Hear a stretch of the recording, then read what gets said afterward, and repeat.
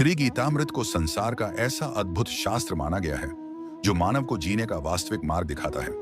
इसमें केवल पूजा या भक्ति की बातें नहीं, बल्कि जीवन जीने की संपूर्ण कला समझाई गई है। गीता मानव को धर्म, कर्म और प्रेम का पाठ पढ़ाती है और यही ज्ञान जन्म से लेकर मृत्यु तक तथा मृत्यु के बाद भी हर अवस्था में सहायक सिद्ध होता है। यह केवल ग्रंथ नहीं, बल्कि पूर्ण जीवन दर्शन है, जिसे अपनाने वाला व्यक्ति जीवन में श्रेष्ठतम बनता है। गीता में 18 अध्याय और 700 श्लोकों का महासागर है।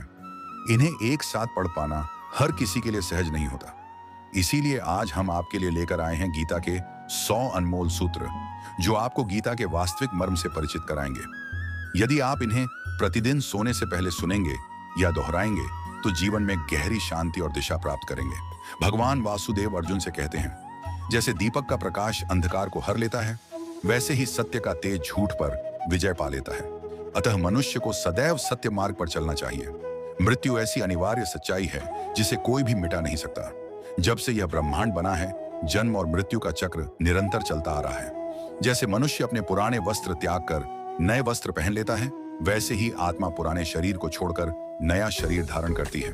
यही प्रकृति का सनातन नियम है। जो व्यक्ति इस रहस्य को जान लेता है, वह न मृत्यु का शोक करता है और न जन्म का उत्साह अतिरेक से मनाता है। वह समझता है कि जो आज नहीं है वह फिर किसी रूप में लौट आएगा, और जो आज जीवित है वह एक दिन अवश्य जाएगा। इसलिए ज्ञानी मनुष्य वर्तमान क्षण में निर्भय होकर जीवन जीता है। गीता कहती है, कर्म ही मनुष्य का सबसे बड़ा धर्म है। श्री कृष्ण अर्जुन को समझाते हैं कि इंसान केवल कर्म करने के लिए जन्म लेता है। परिणाम की चिंता छोड़कर यदि कर्तव्य का पालन किया जाए तो जीवन सफल हो जाता है। परंतु क्रोध एक ऐसा द्वार है जो सीधे नरक की ओर ले जाता है। क्रोध में मनुष्य का विवेक नष्ट हो जाता है और वह आवेश में आकर अपने ही हित को हानि पहुंचाता है। इसीलिए श्री कृष्ण कहते हैं, कितना भी गुस्सा आए, स्वयं को संयमित रखने का अभ्यास करना चाहिए। जो वस्तुएं आज तुम्हारे पास हैं, कल किसी और के पास थीं और परसों किसी और की हो जाएंगी। इस संसार में मनुष्य खाली हाथ आता है और खाली हाथ ही जाता है। यही कारण है कि गीता मन को वश में रखने का महत्व बताती है। मन चंचल पवन के समान है, जो निरंतर वासनाओं की ओर भटकता रहता है। यदि मनुष्य अपने मन पर नियंत्रण पा लेता है तो उसकी ऊर्जा लक्ष्य पर केंद्रित हो जाती है और सफलता के द्वार खुलने लगते हैं। जिसने मन पर विजय प्राप्त कर ली, उसने अपनी व्यर्थ की इच्छाओं और चिंताओं पर भी नियंत्रण पा लिया। यदि मन को वश में न किया जाए तो वही मनुष्य का सबसे बड़ा शत्रु बन जाता है। संदेह में जीने वाला व्यक्ति कभी सुख और शांति प्राप्त नहीं कर पाता। अधिक शक से रिश्ते टूट जाते हैं और मनुष्य स्वयं ही दुख में डूब जाता है। शरीर की सुंदरता आंखों को आकर्षित करती है, लेकिन स्वभाव की सुंदरता हृदय को बांध लेती है। इसीलिए गीता का संदेश है कि मनुष्य का स्वभाव निर्मल और सहज होना चाहिए। दूसरे लोग क्या कर रहे हैं, क्यों कर रहे हैं और कैसे कर रहे हैं, इन बातों में उलझने से मनुष्य का जीवन बोझिल हो जाता है। बेहतर है कि इंसान अपनी आत्मा की आवाज सुने। जीवन में हम सही हैं या गलत, ये केवल दो ही जानते हैं, एक परमात्मा और दूसरा हमारी आत्मा। जिस इंसान के भीतर विवेक की रोशनी न हो और परमात्मा के प्रति आस्था न जगे, उसके जीवन में न तो स्थायी खुशी टिक पाती है और न ही असली सफलता। मोह का जाल ही पतन का मुख्य कारण बनता है। इंसान जितना अधिक मोह में बनता है, उतना ही दुख उसके हिस्से आता है। पछतावे से बीते हुए दिन नहीं लौटते और चिंता से आने वाला कल नहीं संवरता। इसलिए समझदार वही है जो वर्तमान को जीकर जीवन का सार लेता है। श्री हरि का संदेश है, जो तुम्हारा साथ निभाए तुम भी उसके संग खड़े रहो, और जो छल करे उसे तुरंत छोड़ दो। जिस स्थान पर तुम्हारी कदर न हो, वहां जाना ही अपमान है। जैसे बंजर भूमि पर फसल नहीं उगती, वैसे ही जहां संस्कार न हो, वहां पीढ़ियां भी बिगड़ जाती हैं। जो कहते हैं मेरे पास वक्त नहीं, असल में उनके दिल के रिश्तों की सूची में तुम्हारा नाम ही नहीं होता। अपनी बात इतनी मधुर रखो कि अगर कभी उसे बदलना पड़े तो भी वह कड़वी न लगे। आत्मसम्मान थोड़ा जरूरी है, वरना लोग तुम्हें उस जगह भी दबाएंगे जहां तुम सबसे अधिक योग्य हो। जब तक इंसान खुद से हार नहीं मानता, तब तक बाहरी कोई ताकत उसे गिरा नहीं सकती। असल में कमजोर इंसान नहीं होता, कमजोर उसका समय होता है, और समय सदा बदलता है। जो विपत्ति झेलता है वही अपनी शक्ति पहचान पाता है। जो दयालु हैं, जो दूसरों का दर्द समझते हैं, ऐसे लोग जन्म मरण के बंधनों से मुक्त हो जाते हैं। किसी को कुछ देने पर अहंकार मत करो, क्या पता यह तो बस पिछले जन्म का आण चुका रहे हो। अभिमानी व्यक्ति का वंश, धन और कीर्ति सब एक साथ नष्ट हो जाते हैं। इतिहास गवाह है, रावण, दुर्योधन और कंस जैसे उदाहरण हमारे सामने हैं। किसी पर विश्वास करना हो तो उसकी मीठी बातों पर नहीं, उसके कर्मों पर भरोसा करो। गुस्से के क्षण में रुक जाना और गलती के समय झुक जाना, यही जीवन को सहज बना देता है। श्री कृष्ण कहते हैं, जो मुझे जान लेता है वह पुनर्जन्म के बंधनों से छूट जाता है। गीता का ज्ञान केवल सुनने से नहीं, आचरण में उतारने से सारे पापों का असर मिट जाता है। जो भाग्य में लिखा है वह चाहे जहां हो तुम्हें मिलेगा, और जो नियति में नहीं है वह आकर भी हाथ से निकल जाएगा। इच्छाएं वैसे ही मनुष्य की बुद्धि को भटका देती हैं, जैसे तेज हवा नाव को किनारे से दूर धकेल देती है। जो इंसान सुख दुख मान अपमान में संभव रखे वह प्रभु को अत्यंत प्रिय होता है। यह पूरा जगत भगवान की माया है। वे ही इसका आदि, पालनकर्ता और संहारक हैं। वे अतीत, वर्तमान और भविष्य के सभी जीवों को जानते हैं, पर वास्तव में उन्हें कोई पूरी तरह नहीं जान पाता। जब कोई चुपचाप संबंध तोड़ देता है तो समझ लो उसके आत्मसम्मान को ठेस पहुंची है। प्यार का स्वभाव है हमेशा माफी मांग लेता है, और अहंकार का स्वभाव है सिर्फ माफी सुनना चाहता है। कर्म ही सच्ची पहचान है, वरना एक नाम के हजारों लोग इस दुनिया में मिलेंगे। भले ही तुमने 100 अच्छे काम किए हों, पर लोग अक्सर तुम्हारी एक गलती ही याद रखेंगे। इसलिए दूसरों की राय की परवाह मत करो। जितना हो सके मौन रहना ही बेहतर है, क्योंकि सबसे अधिक पाप इंसान से उसकी वाणी ही कराती है। धोखा देना एक तरह का ऋण है जो किसी न किसी रूप में लौटकर जरूर आता है। सच्ची दृष्टि वही है जो अपनी कमी और दूसरों की अच्छाई देख सके। कभी उस इंसान पर भरोसा मत करो जो परिस्थितियों के साथ अपना स्वभाव बदल ले।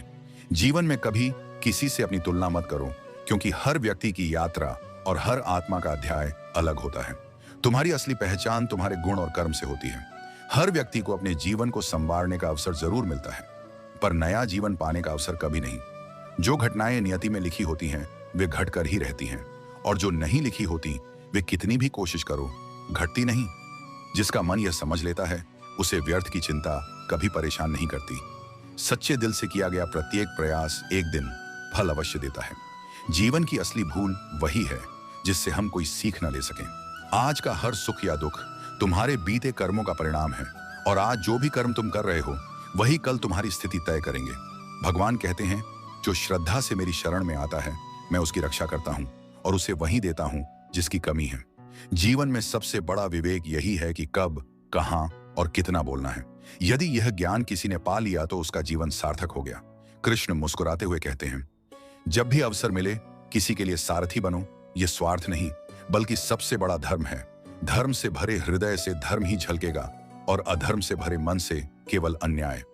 मनुष्य का दुख ईश्वर को न मानने से नहीं बल्कि ईश्वर की आज्ञा न मानने से है। समय आने पर हर किसी को उसका हिस्सा मिलता है, पर समय से पहले पाने की चाह ही दुख का मूल कारण बन जाती है। मूर्ख वही हैं जो प्रेम का उपहास उड़ाते हैं, क्योंकि प्रेम ही इस सृष्टि की जड़ है। रिश्तों में बनी रहने वाली मधुर दूरी उन्हें मजबूत करती है, लेकिन उपेक्षा की दूरी उन्हें तोड़ देती है। मनुष्य वैसा ही बनता है जैसा उसका विश्वास होता है। न भाग्य से ज्यादा न समय से पहले किसी को कभी कुछ प्राप्त हुआ है और न होगा। शब्दों का संयम सबसे बड़ा आभूषण है, क्योंकि वाणी के घाव तलवार के घाव से कहीं अधिक गहरे होते हैं। कृष्ण कहते हैं, धर्म के लिए लड़ना सीखो, अन्याय का अंत करना सीखो और अपनों के लिए त्याग करना सीखो। सत्य सदैव दीपक की लौ की तरह ऊपर उठता है, चाहे झूठ का अंधेरा कितना भी क्यों ना हो। जीवन में कभी भी प्रसन्नता, क्रोध या दुख की अवस्था में बड़ा निर्णय न लेना। ज्ञान का सागर पाने से भी बड़ा कार्य है स्वयं को पहचानना। यदि कोई तुम्हें अस्वीकार कर दे तो आहत मत होना, क्योंकि वे तुम्हारी कीमत समझ ही नहीं पाए। सच्चा रिश्ता वही है जो आंसू में भी साथ दे, और सबसे कमजोर बंधन वही है जो रोते हुए साथ छोड़ दे। शांत स्वभाव मनुष्य को अडिग बना देता है। जैसे ठंडा हुआ लोहा कठोर बनता है, वैसे ही शांत मनुष्य दृढ़ हो जाता है। कठिनाइयों में वही 7 गुण तुम्हें थामते हैं: ज्ञान, विनम्रता, प्रज्ञा, साहस, सत्कर्म, सत्यवादिता और ईश्वर पर अडिग विश्वास। कठिन समय मनुष्य को अकेला कर देता है, पर वही एकाकीपन उसे मजबूत बनाता है। सम्मान उसी को दो जो तुम्हें सम्मान दे। दुनिया चाहे कैसी भी परिस्थिति सामने रख दे, जीवन को ईश्वर के चरणों में समर्पित कर देना। भगवान पर विश्वास वैसा रखो जैसे कोई बच्चा अपने पिता पर रखता है।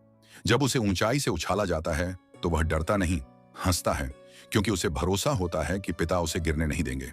कृष्ण कहते हैं, जब अपने मुंह मोड़ लें तब भी मैं तुम्हारे साथ खड़ा रहूंगा, और याद रखना, किसी के सामने इतना मत झुको कि वह तुम्हें गिरा हुआ समझने लगे। लोग तभी आपकी अहमियत को समझते हैं जब आप उनकी ही तरह उन्हें नजरअंदाज करना सीख जाते हैं। कोई रिश्ता आंसुओं में भीग जाए तो समझ लेना उसकी गहराई अपार है। कोई नाता रोते हुए टूट जाए तो उससे बड़ा दुर्बल बंधन कोई नहीं। लेकिन जो रिश्ते संकट की आग में भी साथ निभा लें, वही वास्तव में अनमोल होते हैं। श्री कृष्ण कहते हैं, भावनाओं को जो हृदय से महसूस करे वही अपना है, और जो संवेदनाओं से परे हो वह पराया। जो दूर रहकर भी हृदय में बसा रहे वही अपना कहलाता है, और जो पास रहकर भी अजनबी लगे वह पराया है। प्राणी अक्सर अपने भाग्य को दोष देता है, जबकि भाग्य से श्रेष्ठ उसका कर्म है, और कर्म का नियंत्रण उसी के हाथों में है। समझदारी उसी की पहचान है जो दूसरों की अच्छाइयों से शिक्षा ले, न कि तुलना या ईर्ष्या करे।